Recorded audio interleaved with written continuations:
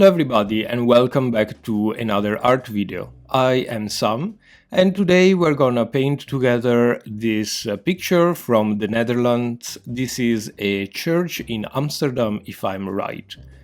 The photo is gonna stay on screen all throughout the drawing phase and I'm going to try and draw in real time so you can follow along. But please feel free to stop at any time as your pace of drawing goes. Let's see what materials we need. We need a piece of paper. This is around 25 centimeters square piece of cotton paper by Canson. We need a pencil, and I'm using a 2HB pencil from Staedtler. A fountain pen, and this is just a Lamy Safari with a fine nib. I have inked it with some Lamy ink, non-waterproof, so it will be fun to figure out how this works. And the tone of the ink is a very warm brown as well. You can use whatever non-waterproof ink you prefer. I'm using here and there a putty eraser, knitting eraser. This is extremely good for watercolor paper and doesn't get any marks on the paper at all. And of course, your preferred watercolor palette. I will walk you through each single color that I'm using during the painting stage. In terms of brushes, I have a very inexpensive mop brush and a Skoda number 6 brush, versatile. And these are basically my favorite brushes to bring around with me. So let's start with the drawing stage. As you can see, I do like to tape my paper down. This will avoid any wobbling when the paper is wet. So the first thing that I like to do is centering my page, and to do so I just run a straight line through from the top to the bottom of the painting. This will be the main line for our tower bell, of course. Having done that, I do like to kind of figure out more or less where the different stages of the tower bell go. And as you can see, we are dividing the tower bell in 8 parts, and each of them has different proportion to the others. As well, we have to notice in the painting that we have kind of a triangular shape created by the trees that gives this beautiful perspective towards the actual tower bell. So with my pencil just dotting around very lightly, I'm marking more or less where I think my perspective goes. But at any point during the painting, I try to modify as I go. I like to call this sort of carving the figure in the paper. Is a sort of, how can I say, a connection between actual stone building or a carving stone or wood, in which you slowly find your proportion and find your image in the paper. Now, as you can see, I am getting very bold lines here. I would recommend you to go quite light as well. I have seen people skipping rather the pencil stage and going straight with pen, but I wouldn't be confident enough. And so stay light and try to figure out where the main spaces are. Now that I'm happy with the spaces, I am bulking up the building. So adding all those vertical lines as I go on. As you can see, the tower bell looks like a sort of a birthday cake. We have stronger and wider shapes on the bottom, and going up lighter and smaller and lighter again. And if you think this is to allow the tower bell actually to stand up, there's less weight on the top and more weight on the bottom to keep up everything. So on the right screen, you can see my sketch. It looks exactly like a massive birthday cake. Now, I am choosing one of the stages in which I have more information. And I choose the fourth actually, from the bottom. And I start adding the details. Now, we do have a 2-point perspective going on each side of the paper. I'm not following the perspective at all, in the sense that I'm not marking my escape points. I'm just try and nose it around as I go. So you see, the central part is straight. Meanwhile, the left and side part are a little slanted towards the bottom side of the page. This gives me an idea of the perspective.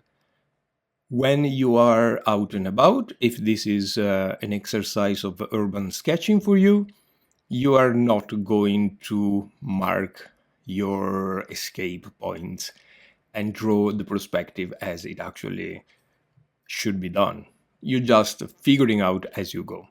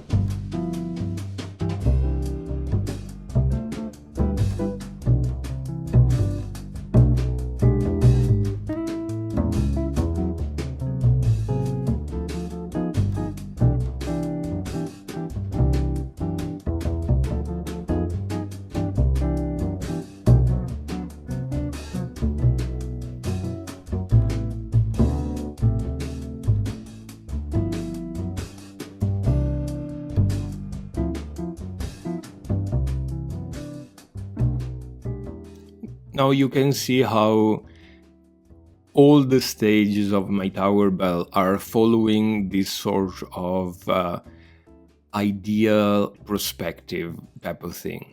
And when I'm more or less happy with those, I start adding in details from the inside of the stages. Do we call them stages? I've actually no idea how you call these different layers of the tower bell, but you get what I mean. Now, you can see a little bit of the behind of the tower bell as well. As you can see, I just trace a tiny bit on the left and on the side of my tower bell, a little bit of a more slanted, if you wish, type of perspective, and that allows me to get just this minimal idea of what I'm seeing on each side. Now, I recognize here that there will be a lot of details at this first stage. I can't recommend drawing all the details, but I find that very beneficial for me to have as much information as I can at this stage of the drawing, rather than later on where I find myself to deal with paint, with light, with shadows, with wet paper, and all of that sort of things. So if I have more information on the paper now, I'm more confident that I'm going to follow the information that I have on the paper, so to make a decent or a better representation of what's out there. And apart from that, I do enjoy very much the drawing stage. So if it was for me, I probably wouldn't even put much color afterwards. But it's once again a choice, and you can approach this stage as much as you wish. If you want a recommendation for me, just add as many details as you want.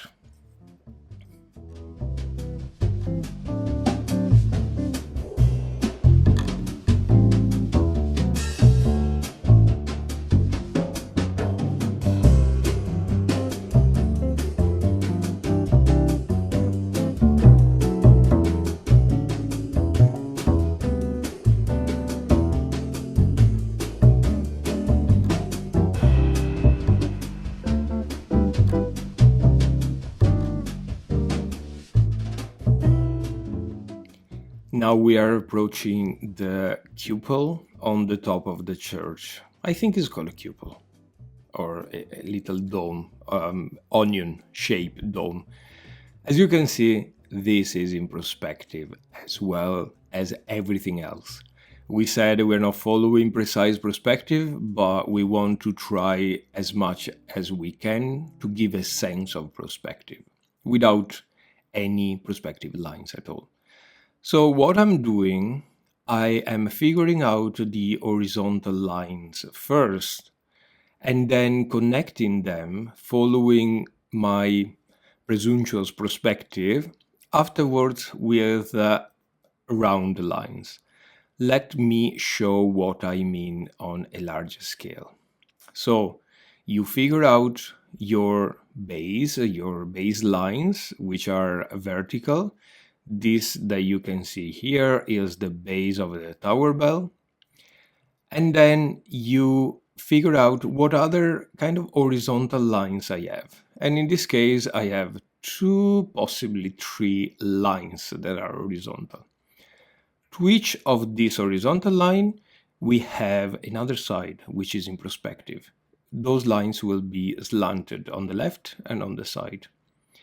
And of course, I connect them to the base with a circular or a round line. Same goes for the inside, one straight line in the middle and 2 slanted lines on each side. And so on and so forth, until you kind of have a cupola. It's important to figure out which line connects to which, because otherwise you get a bit of a mess. But as you can see here slowly, I am building using this technique, or one straight line and 2 slanted lines. I'm building my cupola.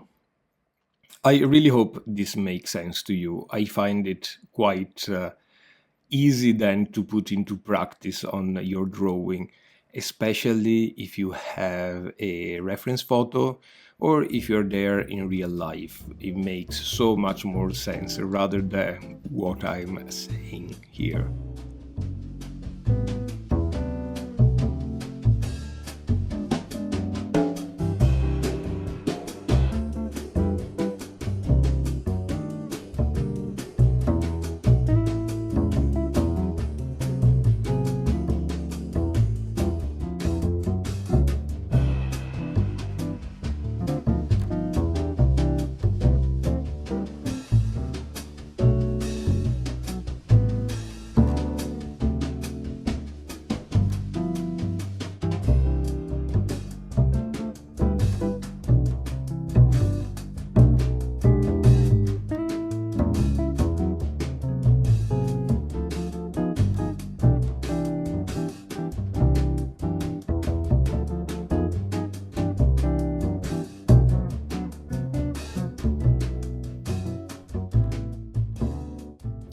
Now we are introducing another point of perspective where those pillars are based. I'm going to show you on a piece of paper as well.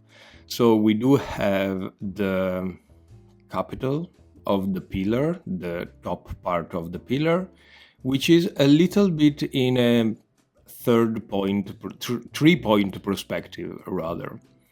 And it looks like a cube or some sort of a square type of thing. So what I'm doing here is actually drawing the entire cube as it was a full hollow cube type of thing.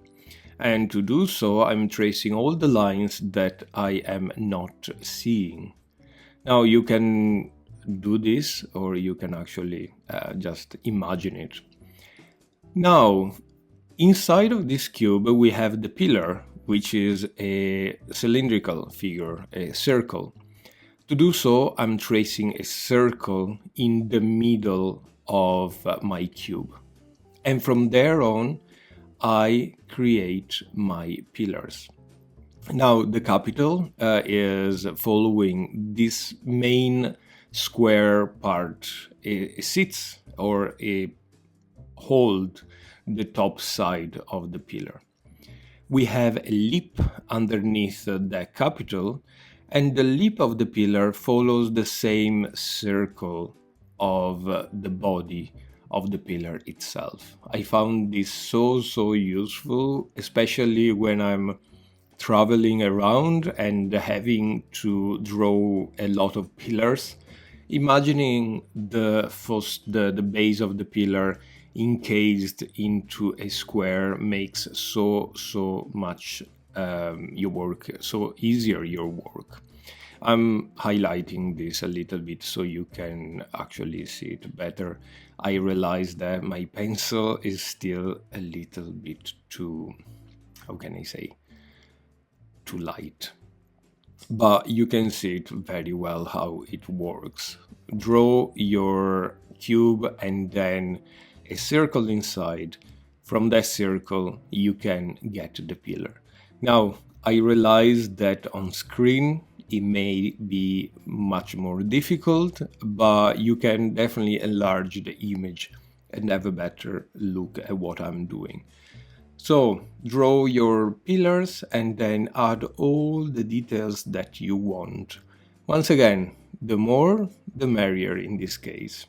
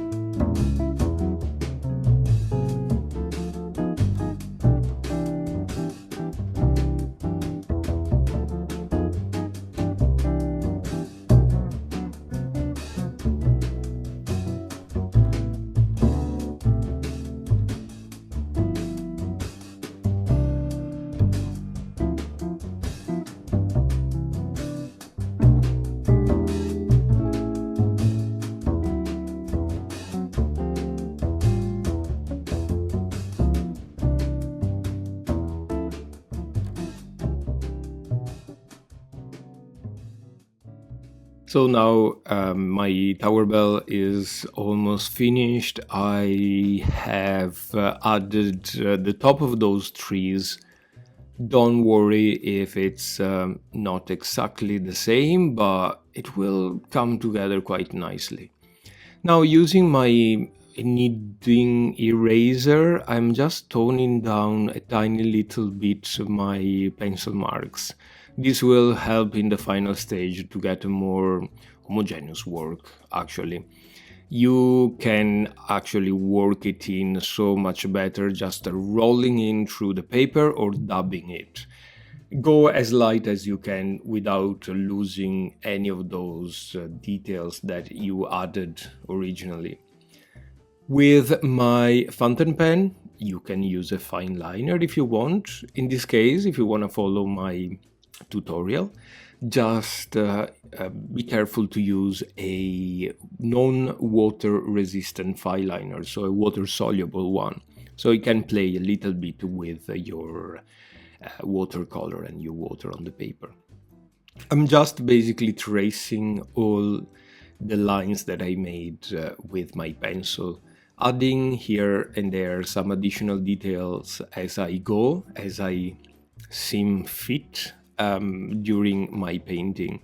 Especially, I will work on the darker side of the page, which in this case will be the left hand side or the right hand side for you watching. This is completely random, but it works. Now, foliage wise, I've been asked many times how to draw edges, trees, and the best way that I found is actually a combination of a scribbly line and some sort of leaf looking like shapes. I'm gonna show you in a second how I mean in a larger piece of paper, because I recognize here is a little bit small. But it's basically combining these two type of lines. I make something that is somehow looking like a reality, although is not being completely accurate to reality. So once again, it's a combination of a scribbly line, like the ones that I'm making right now, and foliage or leaf-like lines. So the classic leaf that a child will draw, a oblong figure cut enough by a stem. Let me show you once again on a piece of paper. So it's basically this combination of a bush-like scribbly line, quite random, more or less following your idea, and then this type of foliage-like. And I combine the two of them together to give some sort of more natural feeling to the drawing.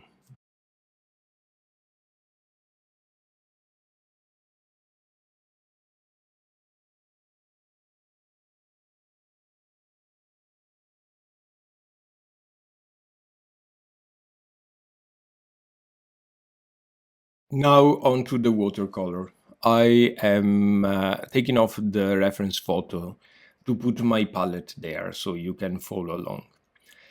With a lot of water and my larger brush, I grab a bunch of cerulean blue for the sky. To make the sky, I'm using pure cerulean blue, very saturated or quite saturated on the top, and going down I dilute the cerulean blue as much as I can. This gives some sort of once again perspective on the sky, sense of depth of the sky.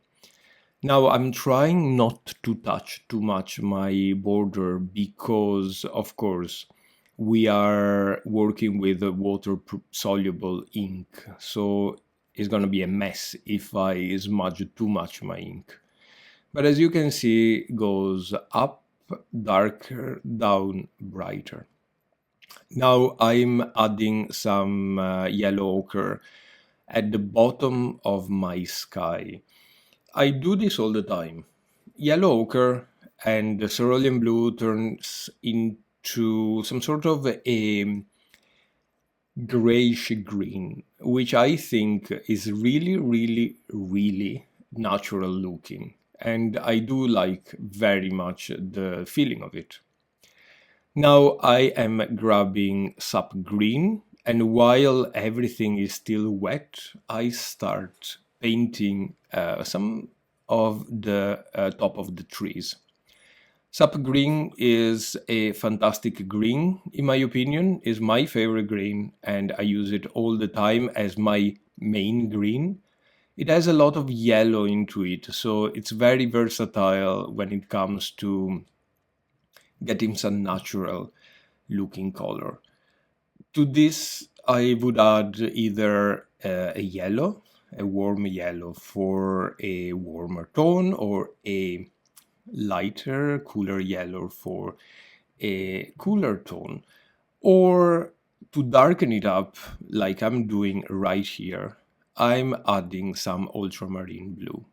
Now, I am working with my finer brush, but I will soon move with my mop brush in order to get some of the larger surface covered. It's much more natural than painting every single leaf. As you can notice, I'm just dabbing color here, not taking care of being precise, but just having the idea of what's going on. As a matter of suggestion, lighter on the top, darker on the brown, so on the bottom. So uh, on the top, pure sap green or sap green and yellow, and on the bottom, pure sap green or sap green and blue. This works every single time. Then figure out where your lights are, where your shadows are, and work with that. That will work very, very well. If you're interested, let me know. I'll do a proper video on how I paint bushes and trees, and that will definitely be quite interesting.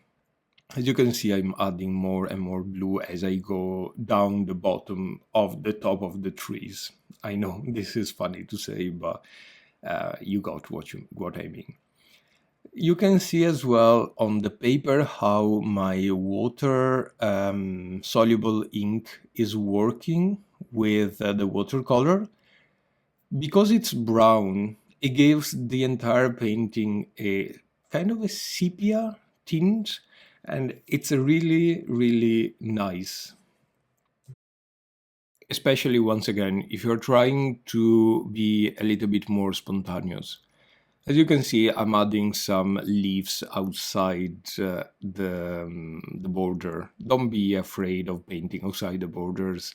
This is something that I learned um, with experience, when to add and when to subtract. As well, I do like to dab some splashes of color as well as I go.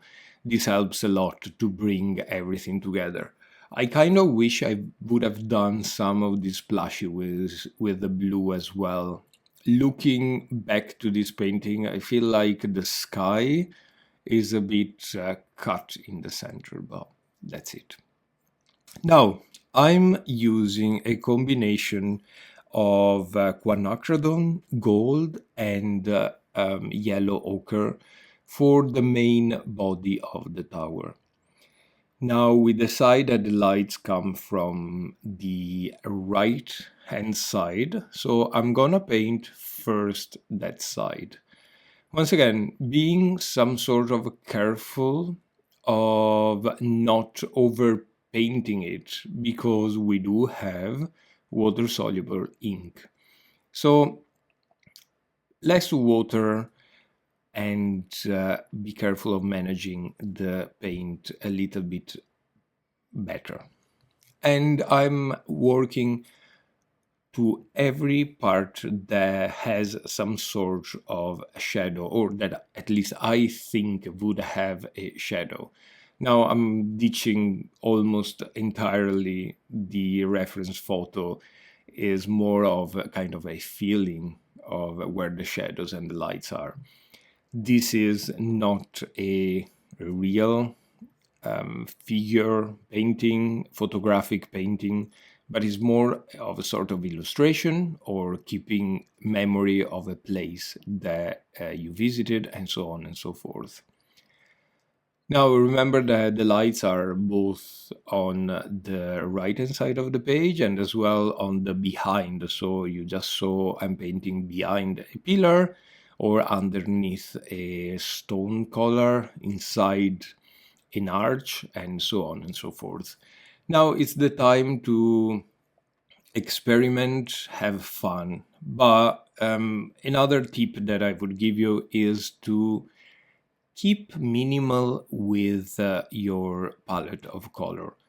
Although the tower seemed to have 10,000 different colors, I'm keeping with my kind of warm yellow, let's say, and I will add later on some of the cerulean blue to recall the marble effect of the pillars and the structure of my tower bell.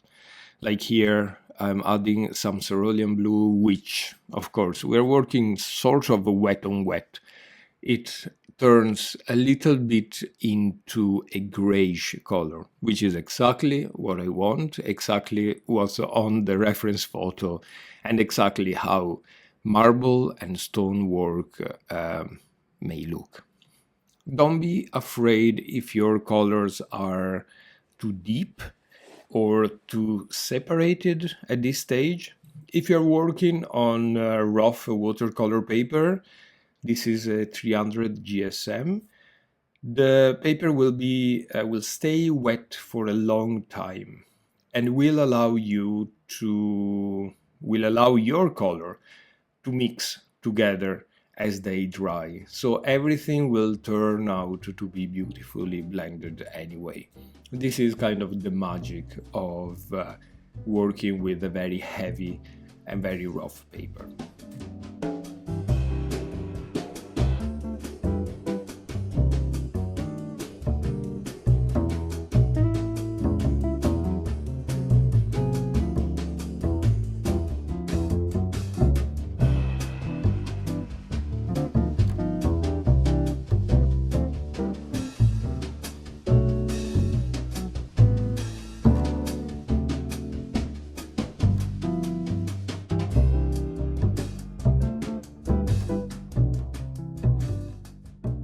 For the stonework of the basement, this is brickwork. What I am generally using, or the color that I'm generally using, is a little bit of burnt umber, a little bit of a transparent orange from Winsor and Newton, and just a touch of gray. I'm using here plain gray bluish from Sminke, and it's my favorite gray, but you can recreate this actually using a combination of ultramarine blue and that beautiful burnt umber that is our main color. That is a brilliant way to make a gray because you can actually warm it up or light it down as you go. If you add more of the brown, it becomes warmer, of course. And if you add more of the blue, it becomes cooler. So you can definitely work with that a lot. Now, with this same idea of a darker gray, I'm adding some of the main shadows of the structure. Once again, right hand side and behind the pillars, behind the structure, behind the parapets, and so on and so forth. This will give my painting a little bit more, how can I say, more structure, more depth, and it works really, really well overall. For the cupola part, you can definitely use a cerulean blue mixed with some green, if you wish, to recreate this sort of metal effect, I am using here some aqua green from Sennelier. It's not necessary, but I keep this in my palette all the time. And once again, as you can see, darker on the right and lighter on the left. I'm dragging down this color as well to give a little bit more of a idea of lights overall and keeping everything together a little bit better. Now it's just a matter of carving out your details. I could stop here, is a finished piece, it's perfect as I go, but I kind of would like to work it a little bit more. Now be careful, because this is the stage in which you could overwork your drawing, your painting, like I'm probably doing now. So just be careful and stop as soon as you think is finished. This is the kind of the magic of recording a tutorial. You are able to see what mistake you made and eventually going back and not do them again.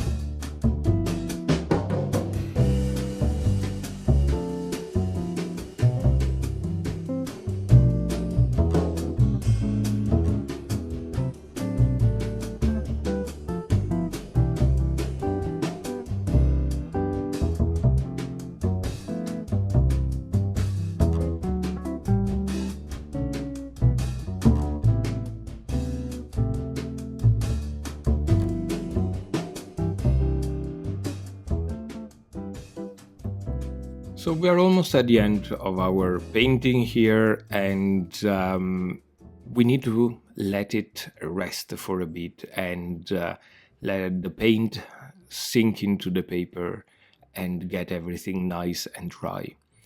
When I'm done with this stage, I do like to come back with my non-waterproofing and just highlight those lines that I missed when adding water, so dissolving the ink. Now be very light here because it's easy to turn into a big mess. But I think overall it will bring everything a little bit together and it would look nice generally to have those hard lines, especially where the shadows are.